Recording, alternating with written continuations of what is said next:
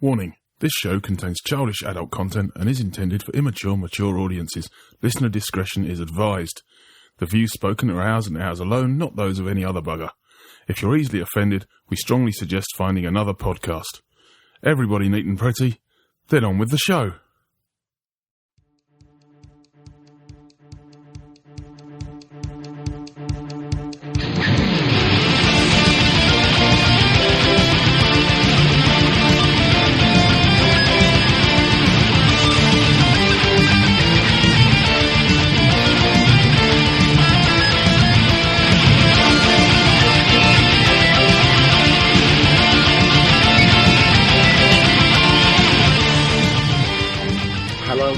To another edition of Dis After Dark.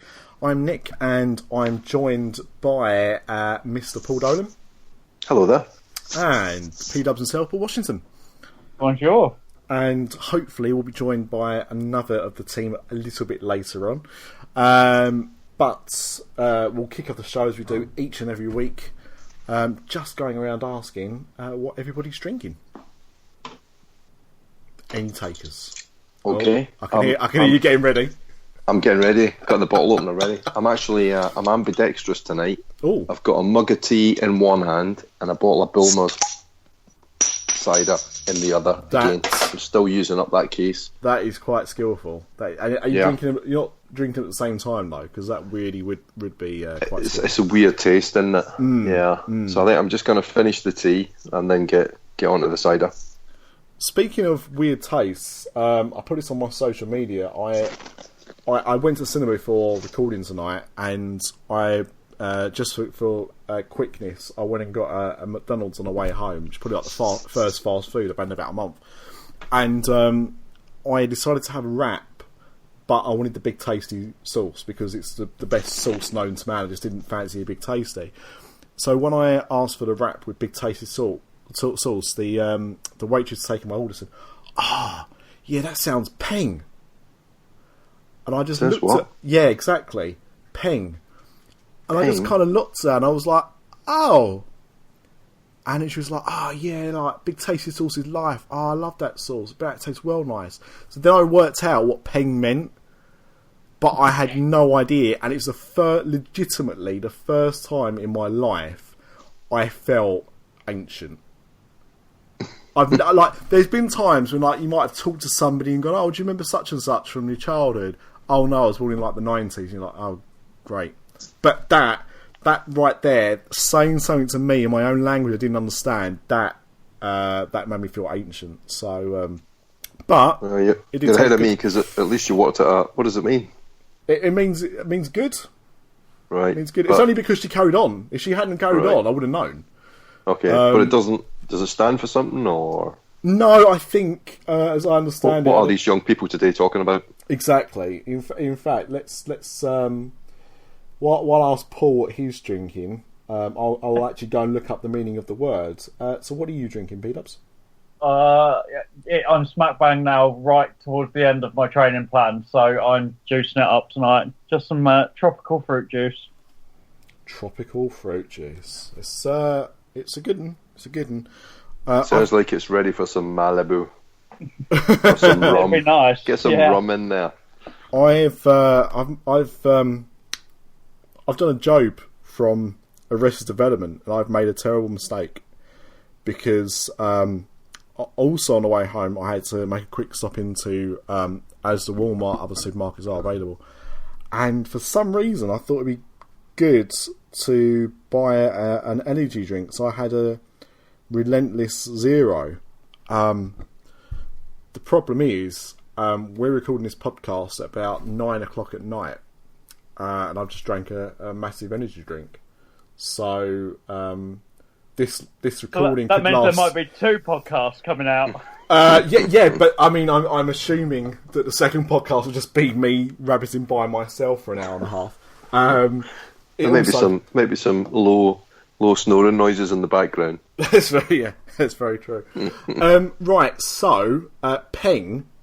Top definition. This is on via UrbanDictionary.com.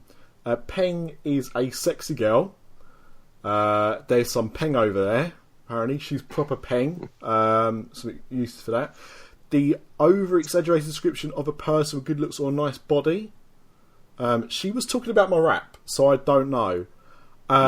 It's also a very positive word used casually to show how attracted you are to something. Distaste Peng. So, the fourth one down is it's really nice weed. Usually high grade in the form of cheese. Holy cow! Did you have cheese in your rap? No, I wish I had. I don't understand this. So, are you sure that she thought that was a wrap and not just like a really big joint?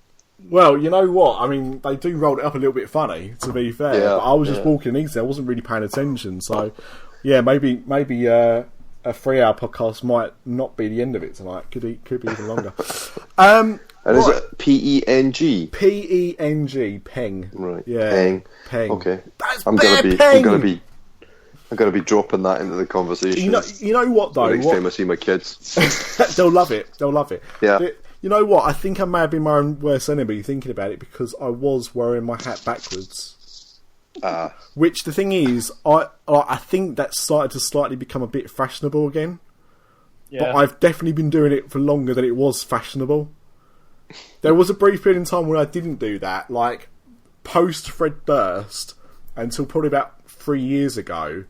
I never did it, and then I started to slowly work that back into my look. And now, for the last year and a half, it's been quite a regular fixture. But I've noticed other people doing it now as well. So, yeah, maybe that's something. But that's it. Maybe she thought I was down and cool and not 34. Although I'm fully bearded at the moment. I don't think there's many 18-year-olds that are. But anyway, Peng, the word of the show. Fantastic. Well, Mr. Lucas is Peng right now, isn't he? Yeah, I've just noticed he's penging right into the... Actually, I better not say where he's staying, just in case some of our stalkers go and stop him. But he's just checking in on Disney property. And I can't believe that... well, I mean, it's not his fault. I mean, he planned this quite a while ago. But our very own Craig was in Universal on the day that two of the most iconic attractions, might be a little bit overhyping it a little bit, closed for the final time. At which point, I'm going to hand this over to P-Dubs, as I knew you wanted to talk about it. Yeah, I can't believe Craig didn't go to Ellen's Energy Adventure on its closing day. That's what I mean. I was like, you are. I mean, you know, for us to go to Energy Adventure or the Great Movie Ride for its last day would be quite a trip. But Craig was probably about 30 miles away. If that. Yeah. But yeah, sadly, to start with, the Great Movie Ride was the last opening day attraction at Hollywood Studios. So, yeah. And to be fair, the only real, and we've talked about it in recent weeks, that Hollywood Studios is becoming a different beast now. Yeah. And really, the only thing that's left of that kind of backstage film now is probably Indiana Jones. I think the rest of it's kind of gone. Was Indiana Jones not an opening day attraction then? No. Yeah, I just assumed it was. Originally, it had been planned that they were going to have a roller coaster there, which obviously ended up in a lot of different parks in different forms. But yeah, they ended up having to go with the stunt show to cut costs. But now that's really the only behind the scenes look you can really say now. I would think, in my opinion, everything else is kind of gone. In that sense, the Art of Animation building's gone. And obviously that lost a lot of its appeal anyway after the studio was closed. Yeah. Now with the Great Movie Ride, kind of, I know it wasn't so much a behind the scenes, but it kind of had that interactive element to it. And now that's gone. And I've said over the last couple of days on my social media that I think it was possibly the first ride I ever went on at Disney. So, yeah. But I've been fairly lucky. A friend of mine has actually managed to get hold of a Great Movie Ride closing T-shirt for me. Oh, that's nice. Nice. So yeah, those so, look yeah. good. But yeah, no, obviously we've mentioned Ellen. That's Yeah, been on the chopping block for years. Did they have a special T-shirt for that one? Yeah, they did. They did. There was a couple. You are for each of shitting them, I me. think. Oh No. my god! They even had Universe of Energy Tervis tumblers. Oh my god! It's a pretty standard fare, really, isn't it? It's a T-shirt, a hat, and Yeah. then like a bottle or a cup or a mug or something like that. Yeah. No, I mean, like, don't get me wrong. I know that, right? I know that that's become a thing recently, but I thought there would be at least, some barriers as to what would constitute as needing a closing item of apparel. That clearly demonstrates that there are no limits. So did you hear what happened on the last ride? It broke down. Oh no. Literally, it broke down on the last ride, and they let everybody get off and walk around and look at the dinosaurs. And they've all been kept there. They're going to be kept in there forever. It's going to be bulldozed. They're going to be under the rubble. They're going to be trapped underneath the new building that replaces it. I was going to say they're going to be part of the collector's museum, aren't they? If that's what they're going to do, absolutely. Yeah. The T-shirt was actually quite cool. It said it had like a couple of dinosaurs, had like a Tyrannosaurus and what's the flying one? Pteranodon or whatever. And then it said Universe of Energy extinct August 2017. You know what? The only thing that would have redeemed it is if it had been my family went to Walt Disney World and all I got was this lousy Ellen's Energy Adventure Last Ride T-shirt. But that does sound quite cool, actually. But for such a lame attraction. Because I don't think I've ever met anyone that enjoyed that. Well, I mean, I did like it.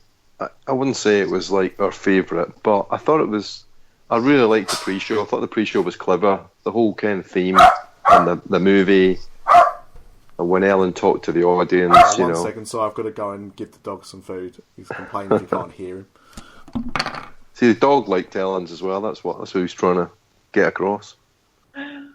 Oh dear. But Nick's neglecting the dog. Yeah, sounds like it. Yeah, but no, I mean, I quite liked it. Honestly, I never went on it. No, never? No, never had a chance. Oh, right. Oh, wow. Because it's a long ride. The whole thing takes about 45 minutes. And it was super dated. But it was really clever as well. You get the pre-show, then you go in the vehicles. The vehicles would move from area to area. So I can imagine in its day it was amazing. And it's strange, isn't it? Because the vehicles are very similar on both rides. Yeah. Very big. Yeah, very, very big. Yeah. I mean, I think, well, I only went on it once, but I'm sure they're bigger at Ellen's Energy Adventure, aren't they? I think so, and then they're side by side as well. Yeah. They're in. That's they're what I mean. Yeah. So they park up side by side, and it's it takes up quite a big footprint. That's what I mean. Like I know. P-Dubs talks about the garden, the garden thing that's supposed to be going in, and they're having this collector's museum, but it's an awfully big footprint. So I wonder what they're going to do with the rest of the space, because I can't see them using all of it for that. Well, maybe they could do, I don't know, but it just sounds like... Gift shop. Well, yes, there would have to be a gift shop as well. Yeah, because I mean, Ellen's didn't have a gift shop. No. That's pretty standard now to have a gift shop at the end of it. That is true. Maybe they'll throw in some kind of food place as well. That's quite true, actually, because I mean, obviously the Guardians at Anaheim has got what looks like quite a cool gift shop, actually. Well, the Tower of Terror had a great gift shop, didn't it? So it wasn't really a surprise. No, of course not. They just retheme that area, didn't they? But if they do something similar, then that'd be quite cool. And there is nowhere really that's themed. Obviously, there's the one in Disney Springs, but there's nothing that's really themed to to Marvel goods. So yeah, it's true. Not in a park. No. But when did it first open? I think it was an opening day attraction, wasn't it? I'll check that. Yeah, it must have been. The original version would have been. Yeah, I think so. Yeah. And then when did it become Ellen's? Was that late 90s or something, I'd imagine? Yeah. That's when Ellen was kind of it was Ellen's when we first went there. That was late 90s. So yeah. I mean, it was before she became a talk show host, wasn't it? It was when she was still doing a TV show. To be honest, it was probably before she was a lesbian. Yeah. And I don't mean that. That's not meant to. What I mean by that is the way that the world kind of reacted when she did come out on a sitcom at the time. I don't know if Disney would have opted for that with the feedback it was getting. We now live in a different time and a better time, so I think the reaction nowadays would have been different. But I think back then, if they were announcing an attraction like that with somebody just come out of the closet as being gay, don't think that would have gone down well with certain groups. But it's a different time. Yeah. Funny, I was watching an old Alfred Hitchcock movie the other night. It was Dial M for Murder. You are joking? No. Why? Because I've never seen it, right? No. And then I was just flicking around on eBay looking for something completely different, and I got a cheap copy of the 3D release of it. All right. Okay. So it was only like £8 or something. So I don't think it's in my Hitchcock box set that I've got. So I thought, sorry, I'll take a punt on that. So I didn't watch, like the other night we chose Skull Island instead. But I'm going to be watching Dial M for Murder very soon in 3D. Yeah. Well, you'll spot this bit near the end. There's a part where the police inspector hands a lady's handbag to one of his officers and says, "Take that back to the station." And the officer kind of loops it over his arm, a little bit camp, and the inspector says, "Wait a minute, you can't go down the street like that, you'll get arrested." And of course he's being serious, isn't he? This film was made 1957 or something like that. Yeah, I think it was the 50s that came out. So you talk about living in different times, and that being reflected in the movies, and living in better times now. Yeah, there you go. Yeah, it's very true. It's very true. Yeah. Ellen's Energy Adventure was opened in '82, so it would have been an opening day attraction. And I suppose actually at the time as well, Bill Nye was quite famous.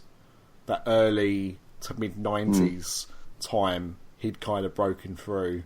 Ellen's show had just launched, because I think that was it. I didn't know who Ellen was.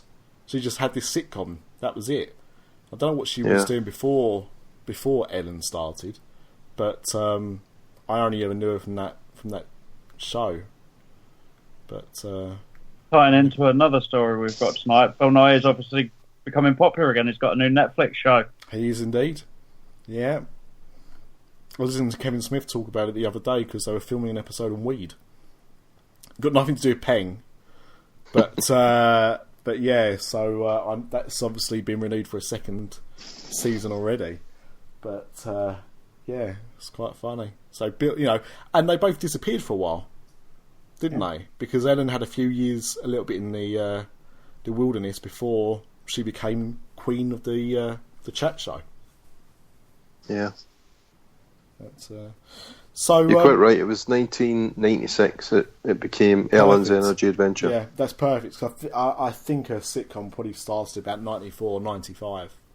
Yeah, around that kind of time. Is that's time when Friends was just starting, Cheers had just finished. So that makes quite a bit of sense. The Dis After Dark Podcast is sponsored by Unofficial.com, the home of Halloween Horror Nights news and rumors all year round. Find us on the web at www.hhnunofficial.com. So stop the fog machines and clear the cobwebs. It's time for another episode of the podcast that's nearly the same as all the others.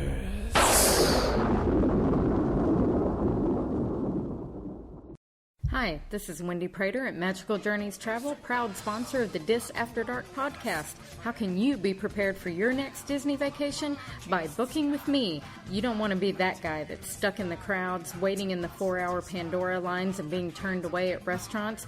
Contact me at wpmagicjourneys.com. Tell me you heard this ad at Dis After Dark to get $25 off your deposit. Best of all, there's no charge for my services, so Hakuna Matata, because you will.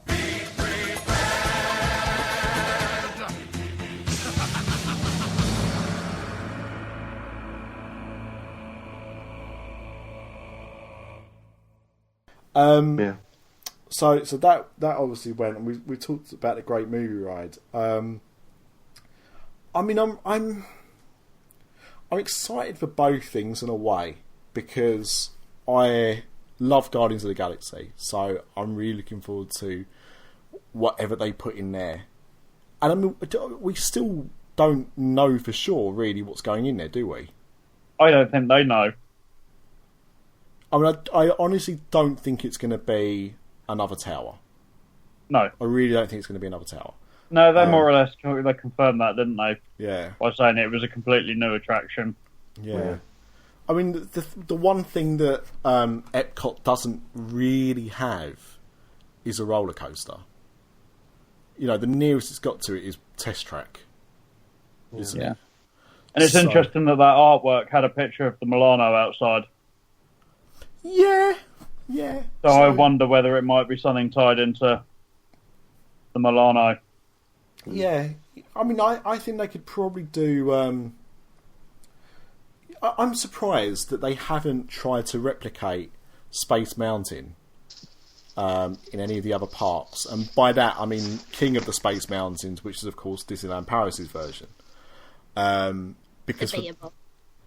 It's not debatable, Amanda. Debatable. Don't just wander onto this show and start doing that, or else I'm going to start talking about E.T. And this show's not about E.T.'s crappy adventures in space, all right? Magnificent adventures. But for those that haven't been on it, the Disneyland Paris Space Mountain is the only Space Mountain that goes upside down. It has an outdoor launch as well. It technically, I suppose, has two, when you say, Paul? Yeah. Because you've got the bit where you get on the train and you kind of go inside the building for a little bit, and then you go into the bottom of a cannon and then get shot into space. Just a shame they fucked it up with Star Wars.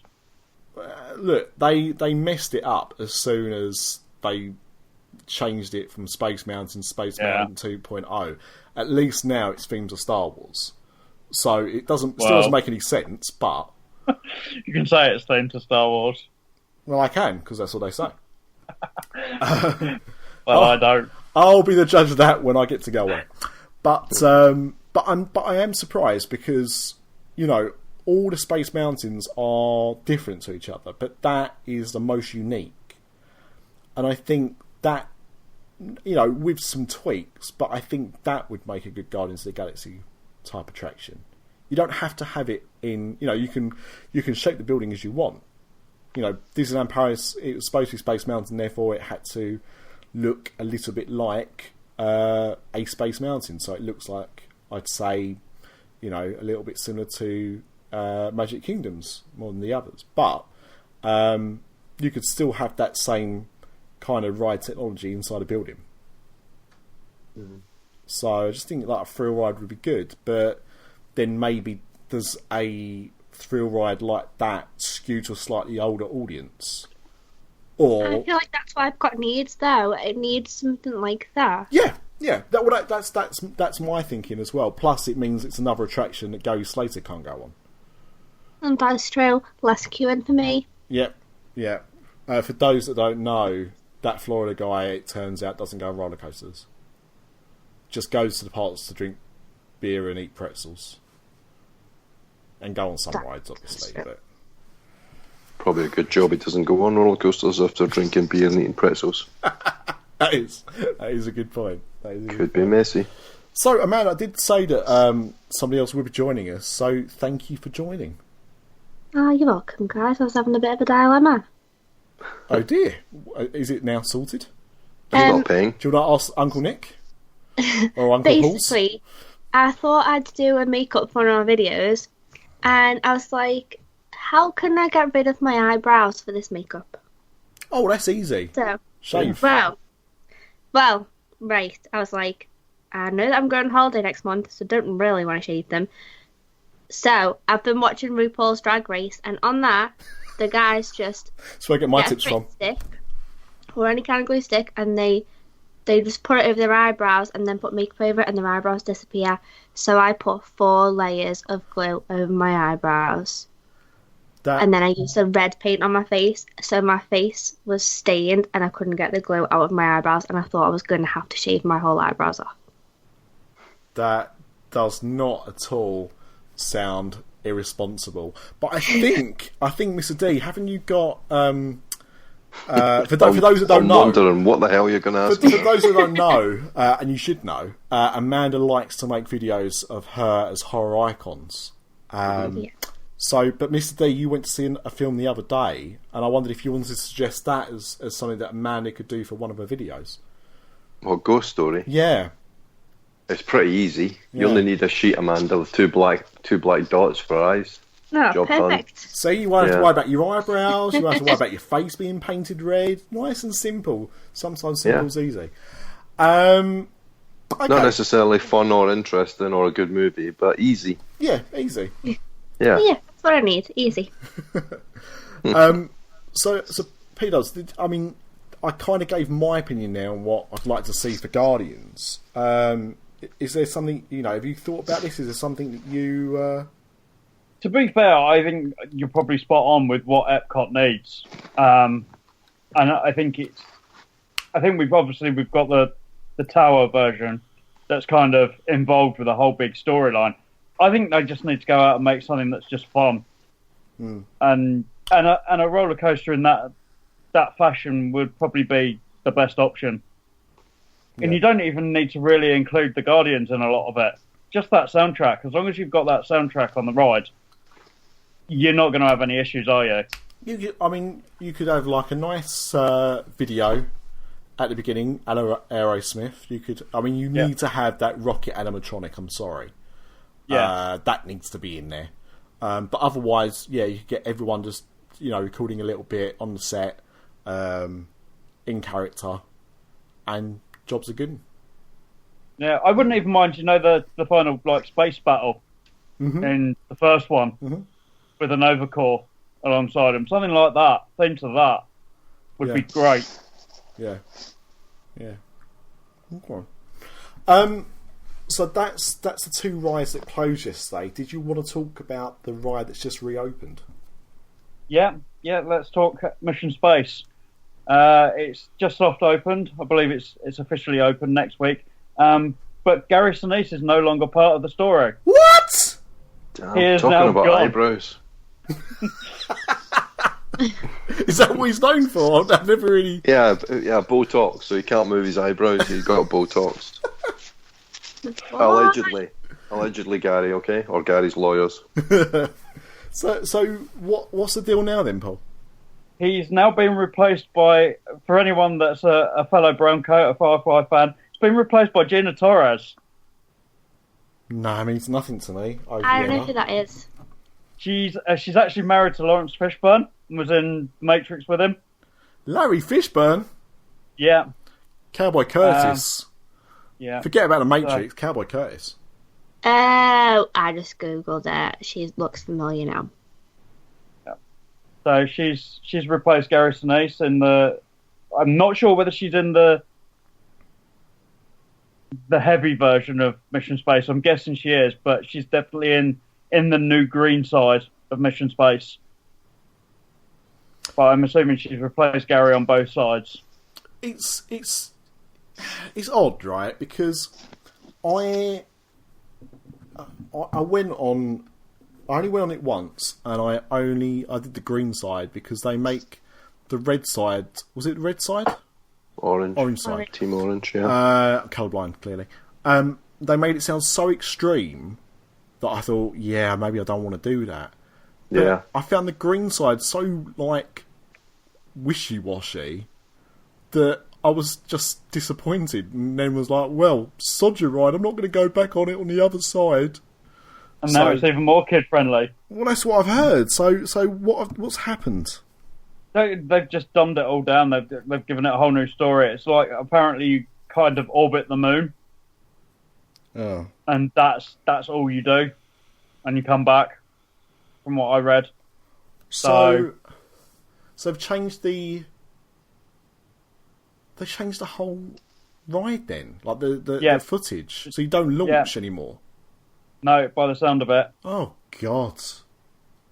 What, on even on the green rough side? One? No, not on the rough one. The rough one's still the same story. They've just replaced Gary Sinise, I think. Right. Okay. It's literally the ride system's only been affected on the green side.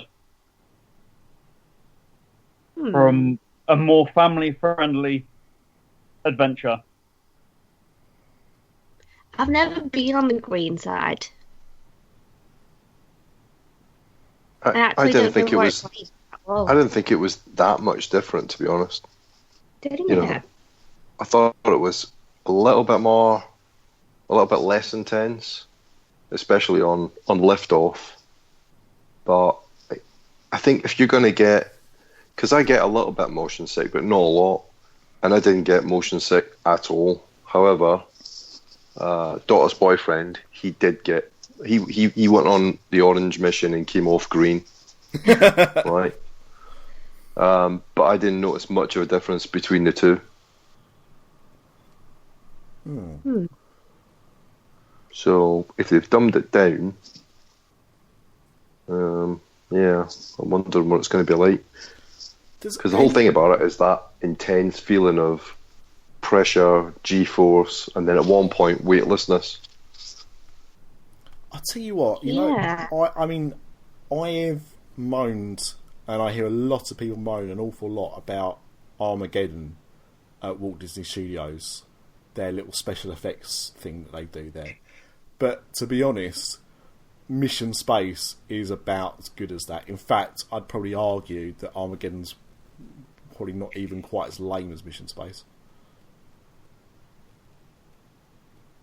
Oh dear. It's all gone quiet, and I don't know if I've just upset everybody or... all I know is that Armageddon's crap.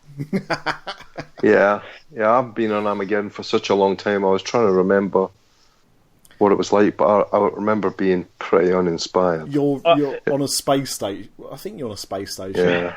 Do you know what? I said the other day to the wife, my wife, that I don't think I'd been on it.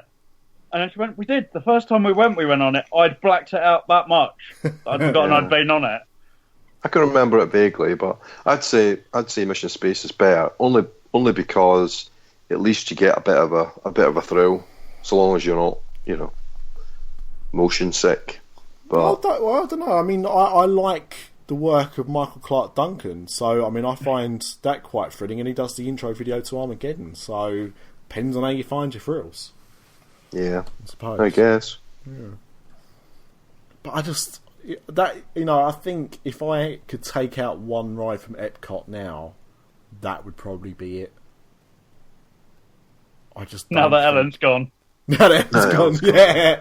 Well, there was an obvious choice before. No, but I just think it's one of those rides. I mean, okay, it probably doesn't take up a very big footprint, but I said like when we went back over there, I had no interest in going back on that at all. No interest. I really like it. I like anything to do with space, so I want more space rides. Yeah. I don't mind it. Do you like the Liverpool band space? Yeah. Okay. Yeah. Mm-hmm. You have to Google Weirdly, I was listening to them today. Oh, what in particular? Just some acoustic bits. He's been touring by himself. Oh, Tommy. Yeah. I was having an ocean colour scene afternoon, so we both went back to the Britpop days. Yeah. Best time. Yeah. Bit of Avenging Angels.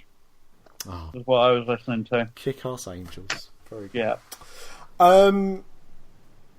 Yeah, so that's something to look forward to if you're going to Epcot anytime soon. Well, I've seen loads of people kicking off about this replacement all over Twitter. The thing is, though, right, they did the same thing, and I think I said this last show, but they did the same thing when Guardians of the Galaxy opened. Didn't they, at Anaheim? Yeah. People going for previews and Twitter shat all over it. And then once it kind of opened generally, people were like, oh, it's really great. Change all the Tower of Terrors. So I have to take it with a bit of a pinch of salt, really. But I suppose it also depends on how much you like the ride. No, not the ride bit. I've seen people kicking off that he was replaced by a woman. Oh, what? Just that's not, what I'm not the seeing. fact, not the fact he was replaced. The fact he was replaced by a woman. Yeah, the fact that he was replaced by a woman Right. I've seen so many arguments over the last few days. It's been absolutely I don't even know why that thought enters people's minds. It's sad that he's being replaced because he's been, a part of the ride for a long time. But the fact that they then add on the end by a woman, I'm like, what? I can't think. Right, so I got upset when I heard that Patrick Warburton wasn't going to be doing Soaring anymore, just because I like him, and that change would have upset me. I mean, obviously that didn't happen in the end, and I don't think John Michael Higgins does Test Track anymore. They changed that, didn't they? With 2.0, they changed the video, didn't they? Yeah. And I think I'm the only person in the world that knows who John Michael Higgins is. I just like his work. But are there changes like that to attractions that would bother you if they happened? No, not really. Not right now. Maybe if it actually happened, I'd be like, oh, actually, I really like them. But right now, I don't have a favourite person on a ride. I probably don't even know who it is that plays them for half of them. I was going to say Neil Patrick Harris on California Screaming. Oh, does he do that, does he? Does the countdown before you blast off. Oh, that's cool. Now it'd be Samuel L. Jackson as ScareZone. If Aerosmith got replaced by a rubbish band, I wouldn't be happy about that. But I feel like that's different. Well, that's the thing is that's changing a whole attraction. Yeah. So I can't really think of any one person. I like the woman that I don't even really like the Star Tours ride all that much, but I like the woman that does the video at the beginning of that. And I'd be sad maybe if she was replaced by somebody else, but I don't know what her name is, and I wouldn't be angry if she was replaced by a man. I'm not sure. I don't think she's anyone famous, is she, Paul? Not that I'm aware of, no. I mean, those other people that we mentioned are kind of... They may not be, really famous actors and actresses, but there are things... They've got quite a body of work, but I don't think the Star Tours women have really... I don't think they have those kind of credentials. So you're forgiven for that one. But you made a good point. Sorry, Paul. I was just going to say, mine's actually already been done, and it was Jeremy Irons on Spaceship Earth being replaced by Judi Dench. And I've got nothing against Judi Dench, but she hasn't got half as good a voice. But they replaced him with a woman? How dare they replace him with a woman? You forgot to add with a woman on the end, Paul. I know. But she wasn't just any old woman. She's making a career of that, if you think about it, because Q replaced Q that was a man. Yeah, that's true. It went from Mr. Q to Mrs. Q, didn't it? That's true, yeah. So she's making a bit of a career out of that. They made amends out of it by replacing female Q with a male Q again, so circle complete. Yeah, that's true. So Amanda, you mentioned Aerosmith there. So I know there's been rumours that it's going to be a Monsters Inc. takeover or something like that. But if if Aerosmith got replaced tomorrow, like Steven Tyler has declared himself a Nazi, right? So Disney are like, right, we can't have this anymore. We've got to change the ride. We need a new band and new music. Who would you replace Aerosmith with? Motley Crue. That is the worst idea I've ever heard. Why? Best idea. Have you not ever played Motley Crue on Rip Ride Rocket? Motley Crue would work brilliantly. Well, I haven't, Amanda, because I've never been on Rip Ride Rocket. And neither... No, I just followed the advice of Mr. Christopher Ripley. But that and while I was there last time, it was closed the whole time I was there. It was after it just opened, and then it opened for about a month and then closed for about 6. But even so, Motley Crue do not have the popularity or the body of work of an Aerosmith. I disagree. They don't. You can't disagree. You can't disagree with facts. I do. How? I do disagree with that. Okay, what about Bon Jovi? Yeah, but that's fine. Like, Bon Jovi had a load of hits, and they're still really popular now. Motley Crue... okay, I've got an even better one. Go on. Kiss. Right, now we're talking. Now we're cooking on gas. Let's make a Kiss ride. We can surround it with a Kiss mini golf, Kiss photo booth, meet and greet with Kiss. The Kiss wedding chapel. Yeah, you Kiss do coffins. so much of Kiss. Yeah. Aren't Kiss as much a has-beens as Aerosmith, though?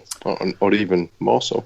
They are, but the argument, I think, with Kiss is that unlike Steven Tyler, who every day looks more and more like a bit of beef jerky, he does. Look. I mean, it's like I've seen Iggy Pop live as well, and once he takes his top off, it is like looking at a bit of beef jerky. Like, it's just all rubbery and bit of beaten leather. Yeah, that's it. Yeah, a bit of beaten leather. So it's not paying. It's definitely not peng. Don't worry, Amanda, you missed that joke at the beginning, but someone said peng to me. It confused me. So I did see on Facebook. Oh, you're still upsetting me now. But the thing with Kiss is because of the makeup, it disguises the age of them. Like, when you see Gene Simmons out of makeup, he's a scary-looking old man. But once he's got the makeup on, you don't realise he's a 70-year-old Orthodox Jew. And that's what makes the meet and greets easy, because you can just stick a load of makeup on people. Well, I mean, I can say this. I don't know if P-Dubs can join me with this, but in it must have been 1999, something like that. The wrestling company WCW paid Gene Simmons, of course, a lot of money for the rights to the Demon character, and they had a wrestler come out as the Demon from Kiss, full makeup, outfit, face paint, everything, the whole shebang. And it was clearly not Gene Simmons, but it was the Demon. So although we associate it with that, I don't know what his game plan is. I mean, to me, it would make sense for Gene Simmons to just hand the mantle over to some younger people. And I think he'll probably do that once he decides he wants to retire. Did he not try and register having a long tongue as a trademark? Probably. It would not surprise me. It really wouldn't surprise me at all. I mean, he tried to trademark the rock hand symbol, like the devil horns. Yeah. Right. He did try and do that quite recently as well. So, really wouldn't surprise me. I love the fact he thinks he invented that, by the way. He invented the devil horns finger salute. But Well, I guess that's everything. Good luck, Mars team. You are on the clock. And we'll never hear that again. Well, unless you go to the orange side. Obviously, then you might do. Has anyone got any better suggestions than Kiss? There must be some. Surely, God. Bananarama. That's just a good name for a ride. No. Well, I thought you'd like that because that's replacing a male band with a female band. Right? It's the theme of the show. Go-Go's. I'm down for anyone replacing anyone. I don't care what gender you are. It's Twitter that cares what gender you are, clearly. Quite right, Amanda. Keep Aerosmith. It's a hard one because I think when they did the deal, it was probably a good move. I think wasn't it? I'm sure I read that they originally wanted to get the Rolling Stones. Yeah. And they asked for too much money, so that's why I went with Aerosmith because they were cheaper. But at the time, they just had that massive hit with "I Don't Want to Miss a Thing" from Armageddon. So great Disney synergy. But we are now, 18 years down the line, and they're on their farewell tour, aren't they? They're done, I think. Oh, are they? They certainly played their last gigs in the UK. Fair enough. Yeah. So yeah, maybe that's it, or maybe they'll do that Monsters Inc. thing. So I don't know. I really hope not. I think that'll be stupid. It's the Twilight Zone. I don't often thing, say really negative things about things that the parks do, but I think taking Aerosmith out and replacing it with Monsters Inc. makes zero sense to me. I suppose you've got to look at how busy the ride is as well. And anytime I've been to the studios, Rock and Roller Coaster is probably the ride that's got the biggest queue. That's because it breaks down every hour. I've had too many problems with that, but I've probably... Yeah, I don't. It's very rare that I've had a problem with Rock and Roller Coaster, but it does always have a very, very long queue because it's a really good ride. It's a nice ride. It's a nice roller coaster. Oh, yeah. So I don't know that they need to do anything really. For the fact that I'm not a huge coaster fan, I've never been on the Hulk. One day, if I ever get out to Universal again, I will definitely try to ride the Hulk. But I do have a little bit of a thing with heights, and I know that the Hulk is not that dissimilar in terms of track layout to Rock and Roller Coaster. But I will go on Rock and Roller Coaster all day long, no problem at all. I love it. I think it makes a difference that it's in the dark, indoors. But the thing is, I know that, and I know I go upside down, and I know there's a barrel roll, and I obviously feel all these things, so I know what the track is like, and you can kind of just about see it, more so in Paris, I think. So it's not even... That's a stupid thing, is that you do almost the same kind of things and probably a similar kind of height as you do on the Hulk, but because it's indoors, I can gently ease myself into going on it, whilst if it's an outdoor coaster, I really struggle with a lot of things like that. So, but no, I mean, I think it's a fantastic ride. I really do. I love it. But P-Dubs, there was some other bits you wanted to talk about though. Yep, sticking with changes to attractions. Changes, Barry. Oh no, he's dead. Sorry. Oh. Yeah, sorry everyone. I hate to break it to you, David Bowie's dead. One Man's Dream is no more. What? It's becoming Walt Disney Presents. What? Walt Disney Presents what? It's going to be exactly the same. They're not changing it. They're just changing the name. They're also going to include some of the models for the new lands and new areas, like the Star Wars model that was at D23 Expo. Some of that's being put in there. Right. The Toy Story Land model is going in there, and anything else that's going to come in the future will find a home in that area. So nothing else is changing. The meet and greets are still going to be in there. So currently, I believe it's Moana is in there. Right. Is that where Guardians is as well? Yes. Guardians meet and greets. Yep. Okay. Yeah. So they're staying. The cinema room will stay. Obviously, they don't show the film with Walt Disney anymore, unless they haven't got a preview of an upcoming film, which they've always got a bloody upcoming film coming out. So true. It's always a preview of the next film in there. So nothing else is changing other than the name and some models. By the way, like the Star-Lord they've got is terrible, isn't he? Absolutely awful. When I saw a video of him, I really tried to downplay how bad it was, but my wife was having none of it at all. She was like, "This is shocking." I have shown her the Anaheim version, and I think I've seen a couple of different people, but they've both been really good.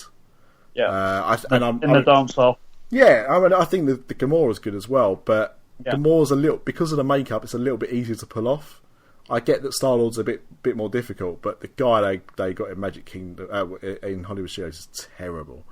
So they're going to have a bit of blue sky in there then. Yeah, essentially. I'm assuming they're doing this because the launch way will be going before too long. I suppose. Yeah, that would make. Because I believe that's probably going to go for something Pixar related. Well, in the very near future. There's no point having it there if they're having Star Wars Land, is there? It doesn't make sense. May as well move it over to Star Wars Land, put something else there. Sure. I really like One Man's Dream, and to me, I think it's really important they keep it. But I don't necessarily think it needs to be in the studios. I don't think it necessarily needs to be where it is now. Part of me thinks it'd be better if they moved it, because every time I hear an announcement about it, I think it's closing down.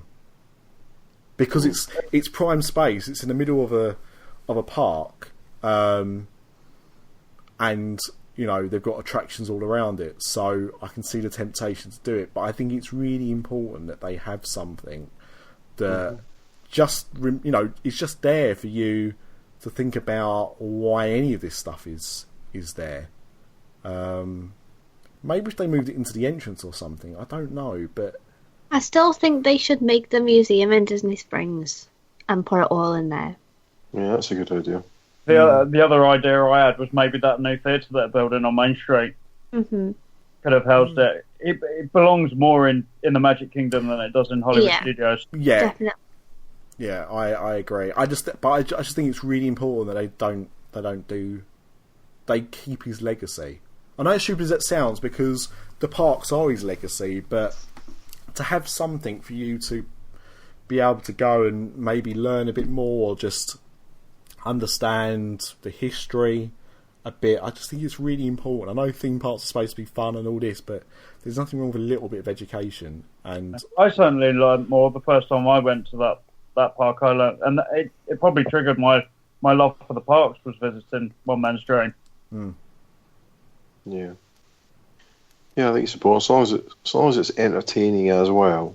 And so long as it's got something built into it that it can be kept fresh. Because if it's just the same thing, then in a few years' time it'll be tired and it'll get ditched. But if it's got elements where you could bring in something about, I don't know, the latest rides, the latest, almost like a preview centre for movies, for attractions and things like that keeps changing, then or maybe even exhibits like props from movies and things like that. So that's maybe why I think it should still be in the studios. But I agree, there should be something that tells Walt's story in a way that is entertaining and fun.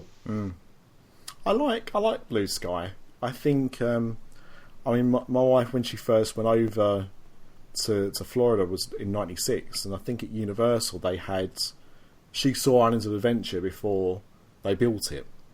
Yeah. So I saw the reboot of California Adventure before they built it. Oh right. It was actually called the Blue Sky Cellar in California Adventure, and we went into that and saw that while they were, and that was before even before Cars Land. Wow, okay, yeah. Was prepped. It was while they were doing like the retheme. Because she saw that at Universal, like showing what Islands of Adventure was going to be, and then when we went the first time in 2007, SeaWorld had a sky blue room as well, blue sky room, and they had Aquatica. They just announced Aquatica, so they had lots of concept for that, which of course made it look a lot better than it ended up being. Because I remember seeing the artist impressions of the slides where you the dolphins and stuff, and thinking how amazing it is, and then when you actually go on it, all you see is a blur of some kind of fish, because all the water's sprayed up in your eyes, and the bit of tunnel that you can see through, you go through in less than a second. It was the most most deceiving thing I'd ever seen, was the concept art for Aquatica. Jesus. He wept. Okay. What else do you have there, Paul? I was going to bring up something that's very dear to Dis After Dark's heart. That is happy hour. Yes. Happy hour at Jock Lindsay's, in fact. We are a big fan of the House Martins. You're right there, Paul. But yeah, they've confirmed that they'll be doing happy hours, though it's not just an hour. Monday to Friday, it's 3 till 6:30 in the afternoon.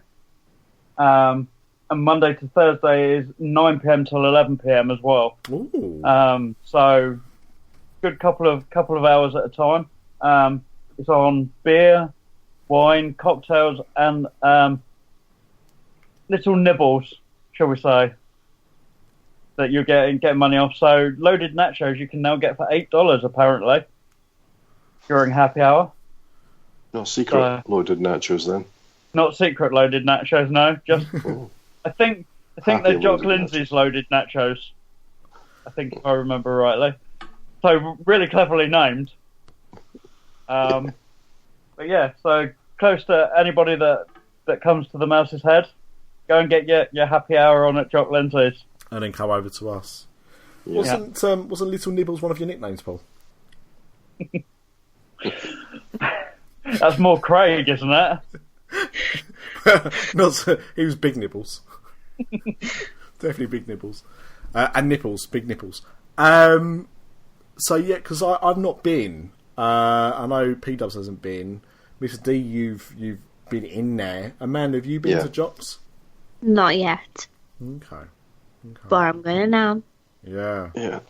I like it when there's happy hours, but it really bothers me when places advertise happy hour and then it'll be like 5 till 9. I mean, don't get me wrong, that's a great amount of time you're able to get some cheap booze, but that's clearly not an hour, is it? Well, yeah, but remember, it's an international destination, so it's an hour somewhere in the world. It's just moving around. Not buying it. Think you global. I'm not buying it. Not buying it. Hey, it's while Indy's on an adventure. It crosses timelines. Yeah, exactly. I'm now going to say something extremely controversial. Who is Jock Lindsay? He's the pilot. Yeah. Is he the one? Indiana Jones. Right, so he's the one that had like the seaplane and that. Yeah, that's it. Right, okay. Because I've got to be honest. I mean, I have seen all of those films. I mean, I even went to the cinema to see, God forbid, Crystal Skull. But it was opening night. I wasn't to know. Yeah, I didn't realise that was his name. I never really paid that much attention to him, if I'm honest. Yeah. That makes sense. I knew it was Indiana Jones themed, but yeah, they got props in there. It's a good location. It's in Disney Springs. It's right on the waterfront. Quite close, if I remember rightly. It's pretty close to where the Harley shop is, if that means anything to anybody. Just down the hill from where the Adventurers Club used to be. Oh, okay. Yeah, I know what it is. So so not that far from where Planet Hollywood was. No, not too far. Well, is Planet Hollywood still in the same location? Yeah. It's just they've just changed how the building is. Yeah. Okay. Yeah. Okay. Yeah. Yes, I know what you're talking about. Okay. Mm-hmm. If only I was going to Disney Springs soon. But that's good to know. It's good to know if you're in the area. Absolutely. We'll let Craig know. I'm sure he'll be taking full advantage of that. He's place. probably there already. He's got lots of choice. He's just checked in, and now he's off to Disney Springs. So, right. Was there anything else, Paul? By the way, listeners, the reason why I keep going to Paul is because before the show he had a huge list of news. I felt it was important for him to get through that list. Nothing really major. I was just going to say that the mobile ordering at the restaurants has now moved out into Hollywood Studios. Now go to the Backlot Express, ABC Commissary, and Pizza Rizzo are all now taking mobile ordering. So what is that? 'Cause I don't really. I mean, basically, it means you can order your food in advance, and then you basically tell them that you're on your way to the restaurant. They'll make it, and then you can say, "I'm here," and pick it up, so you don't have to wait for it to be made. Okay. Yeah, it's all done through the app. Yeah, it's becoming a bigger and bigger deal. And then you can do online check-in now using the app as well, can't you? My Disney Experience. Yeah. So what is has anyone used that yet? No, used the it app started quite a lot. with the Tully Canteen, didn't it? Yeah. I haven't used it for the quick service dining. But the app's definitely getting better. It's still a bit clunky, but still a bit slow at times. But it's, they're trying to pack a lot into it, I think. So it's your one-stop shop for fast passes, wait times, dining reservations, menus. There's more and more stuff being added. So yeah, it's quite powerful, but it can be a little bit slow. Okay. Yeah. Now I know there was one other thing that we were going to talk about that Paul mentioned. I think it was the last thing on your list. Yeah, it is. Oh, okay, that's cool. So I won't see your thunder then. No, you go ahead, Nick, because it's a big thing. So I think we're all probably aware of it. Okay. Yeah. Well, I think it was probably the biggest non-park news of the last couple of weeks because it's the summer. And, normally things go a bit quiet. And Disney still haven't been bought out by anybody, even though there have been numerous people named for some reason. But including these people. That is true, actually. That is true. Although, we'll come to that in a second. But Disney announced last week that they will not be renewing their deal with Netflix. And from 2019... when that deal has expired, they will be launching their own on-demand streaming service. Actually, it's going to be 2 streaming services. 2? Yeah, there's going to be the one for films, TVs, cartoons, and they're also starting one for ESPN as well. Okay. It's very interesting because the American TV model is different. It's always been different in the UK, but it's really started to evolve the last couple of years because a lot of American networks now are launching their own subscription services. So you had things like, I remember, I think the first big one I knew about was HBO. Yeah. Which launched HBO Go. You have stuff like Hulu, which is a bit like, I suppose the equivalent that we've got over here is probably iPlayer. Yeah. But rather than... And Disney are working with them as well. That's right, yeah. At the moment. And Hulu would show content that had just been on the air like within the last couple of days, as well as some more historical stuff. And then, of course, you've got Netflix, you've got Amazon Prime. I'm sure there's a couple of others that I've missed out as well. But subscription services in America for like cable are extortionate. Like, we complain in this country about how much Sky charge and how much Virgin Media charge, but you would be paying probably over $100 for a subscription to something like Dish TV, and then there was a few different ones, wasn't there? So I think Verizon had one, My Network TV, and you couldn't buy. Or if you subscribe to one like cable or satellite service, you weren't guaranteed all the channels. So like some were exclusive to the other. So, you'd be paying all this money and you wouldn't actually get a full TV service. But then we've seen stuff like CBS have launched their own online channel, haven't they? They're like called CBS Now or something. Yeah, there's a few of them, I think. And Fox started something as well. Okay. Because I know with the CBS one, that's where Star Trek's launching. Yes. Isn't it? Star Trek Discovery, and they had. I never watched it, so I don't know what it's called, but it was a spin-off to The Good Wife, which is quite a popular show. So that they launched that as the first program on this new CBS streaming service.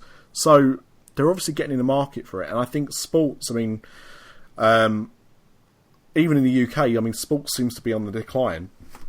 I think every year the price of sport goes up, and because of that, less people are taking it up. So I think by Disney kind of taking this initiative, maybe they're trying to get ahead of the curve a little bit. Because I think it's the future. ESPN's been leaking money for years. Yeah. Yeah. Well, that's what happens when you have ESPN 8 the Ocho. Yeah. Showing dodgeball championships. It is going to start hemorrhaging money eventually. But I mean, I remember about 10 years ago, maybe a bit longer, like the X Games was this massive thing. And like they still have the X Games every year, but you don't hear it talked about anymore so much. I mean, I caught a bit of it the other week. We've got ESPN in the UK. Although even that, I think that's under license, isn't it? I don't think Disney actually have anything to do with it. No. As such. It's a BT thing. I know. Yeah, it's kind of like Sci-Fi, isn't it? Yeah. And Universal over here, they're not owned by Sci-Fi and Universal in the States. It's just a name they're given. Yeah. By license. Although, I mean, the best thing that we get on ESPN over here probably is the 30 by 30 documentaries. They are quite something, those things. But yeah, I just think sport's on the way out, so it's good that they're doing that. But I mean, one thing they did say is that this is for Disney content, didn't they? At the moment, so yeah. It's not going to affect the Marvel or Star Wars deals that are in place, and they're in talks. For now, yeah, and they're in talks with those. I mean, I think the Marvel thing's probably a little bit more awkward than Star Wars, if I'm honest. Yeah, the Netflix produced shows will be sticking around on Netflix. They won't be going anywhere. So the likes of Daredevil, Jessica Jones, the Defenders are all going to be sticking around because they're co-produced. Yeah. It's the films and Agents of S.H.I.E.L.D. and Agent Carter that they're having to renegotiate, I believe. Right, okay. Because, I mean, in the UK, we don't really get much Disney content on Netflix, do we? No. You get the odd Marvel film on there, although I noticed the other day Guardians of the Galaxy's gone off now. So, sorry, Mr. D, you're going to have to watch it another way. Cinderella's on there, the live-action Cinderella. But other than that, it's not a huge amount of Disney content. No. Most of it's been moved to Disney Life now. Yeah, and I mean the other thing as well, because one of our listeners, when we tweeted the story last week, had said about Disney Life flopping in the UK. I think the problem when Disney Life launched is, first of all, it was very buggy when it first launched. Yeah, it wasn't ready when they launched it. No, they clearly launched it without doing enough testing. And then the price point of it was £10 a month. Yeah. And which is really high, because I think at the time Netflix was still about $5.99. And the justification for the high price point was because they allowed you to download an app every month for free that you'd normally have to pay for. And most of Disney apps, to be fair, most of the games and stuff like that aren't very good. So it didn't seem like a great deal. But they then, improved the service and reduced the price. I think it's now $4.99 a month.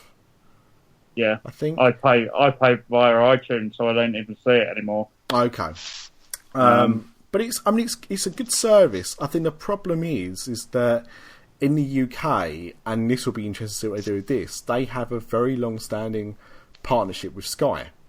Yeah. So a lot of the big films, a lot of the new films are on Sky, which means they're not on Disney Life. So I haven't got it at the moment, but what's currently on there?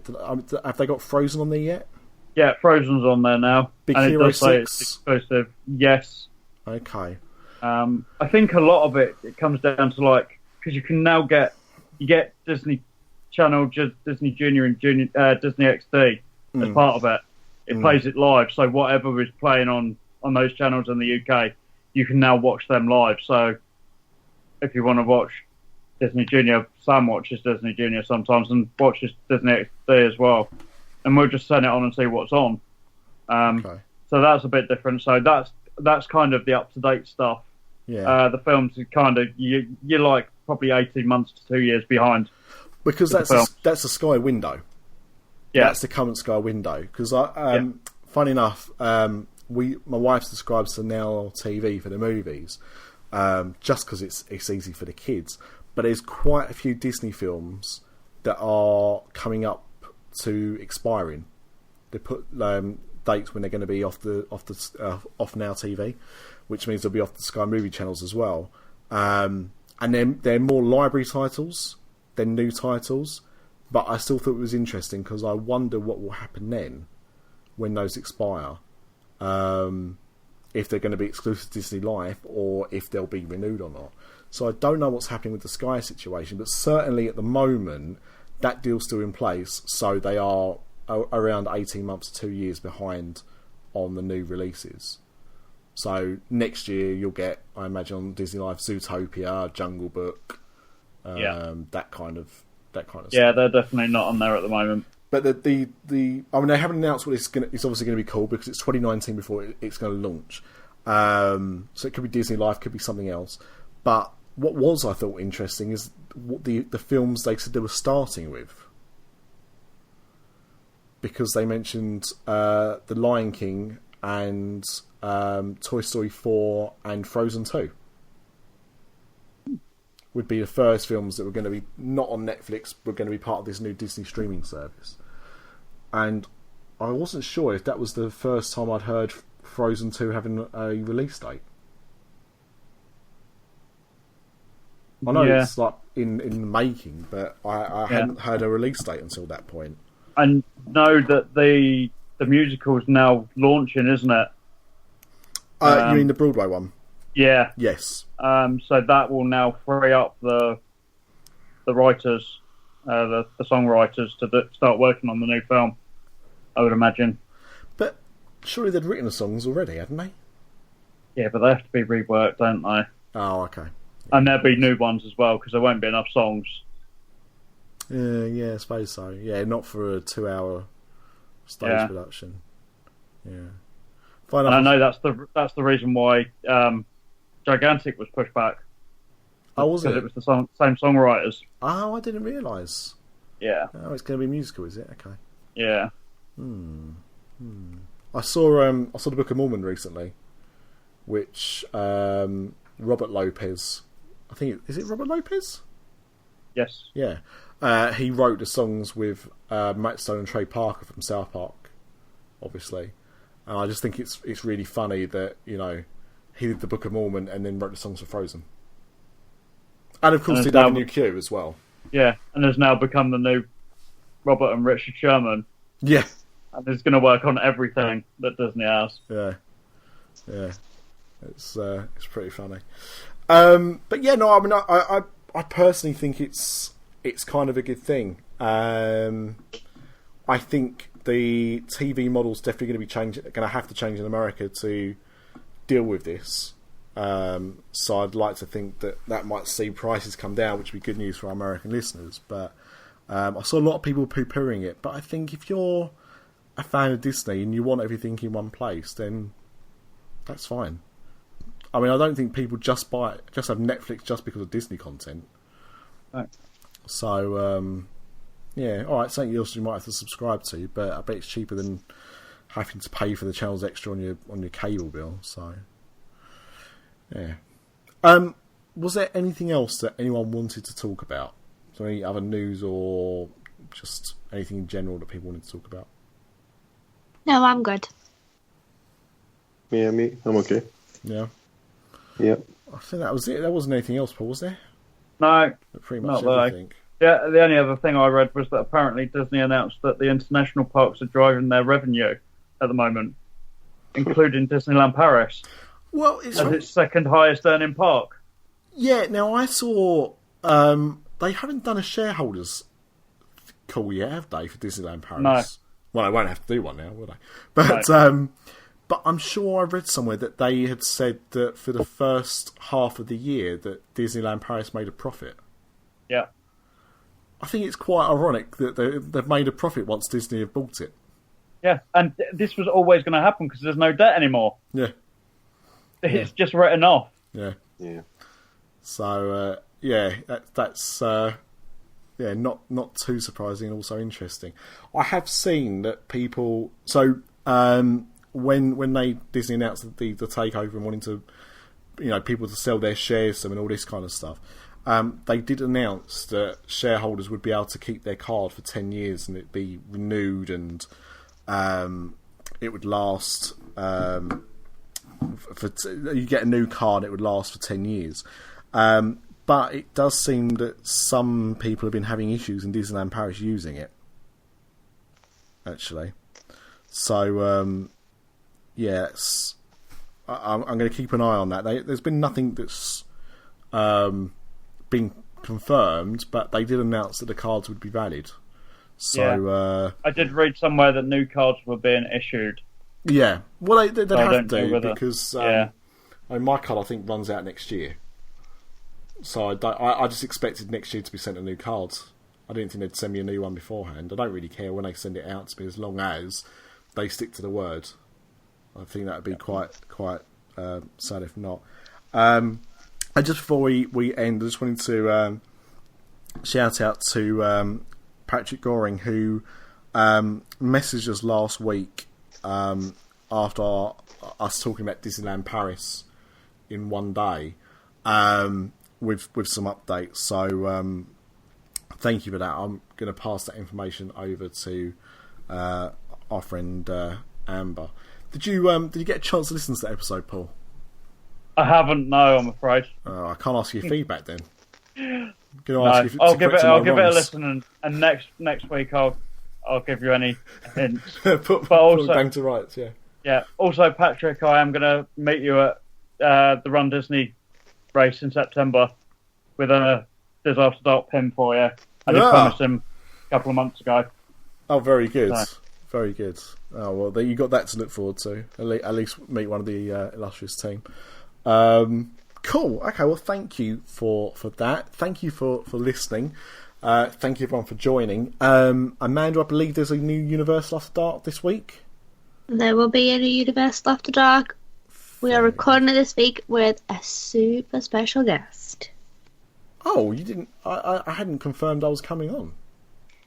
You're, of course, going to be on, mate, but we have someone that I've been asking to come on for a while and they haven't been on. But now well, I might have to make an appearance. Also, to our Patreon listeners, thank you for your support as always. But Craig is currently in the parks. I keep meaning to ping a message to you. Well, you're going to be out there yourself soon. How do you think I feel? I hate him a bit and I love him a bit, and I just keep messaging him saying that because it's true. I've not been to Disney World since 2010. How do you think I feel? I hate him. Yeah, it's hard to hate him. I mean, it is in some ways because he thinks Batman vs Superman is this amazing film, and it's clearly not. But other than that, I mean, it's quite hard to. But to our Patreon listeners, Craig is currently out in the parks at the moment, and he's recording some audio while he's out there. So we're going to put out a special episode for you to listen to with that. And he also said if there's anything you want him to record while he's out there, if there's any ride audio or anything like that you want him to record, let him know. So what I'll do is I'll ping a message to you anyway in that group, but if anyone wants to get in touch on Twitter or Facebook with what you want Craig to record, then he'll do his best to do so. So please don't request the Great Movie Ride or Ellen's Energy Adventure. That ship has truly sailed. But anything else? Or the Carousel of Progress, because it'll just be Craig snoring. No, you're joking, aren't you? He sings all the way round it. Oh god, yeah, he does with my and Small World. Yeah, he's one of those people. Weirdo. I don't mean Scouser, I mean just weird. But yes, so thank you very much. We'll be back with another Dis After Dark very soon, and we'll see you then. Bye. Bye-bye. That's a wrap. Oh. No, I'm Mary Poppins, y'all. No. Thought that catchphrase was going to live forever. No, it had to be Great Movie Ride, and then. That is very true, very timely.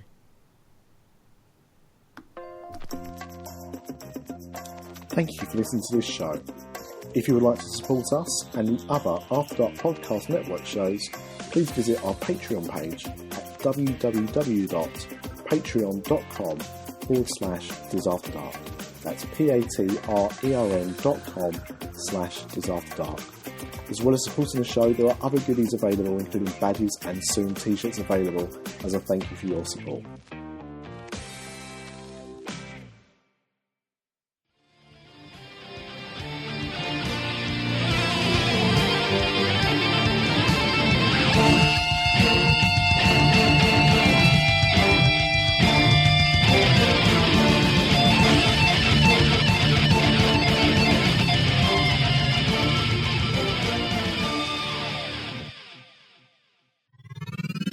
This podcast is part of the After Dark Podcast Network.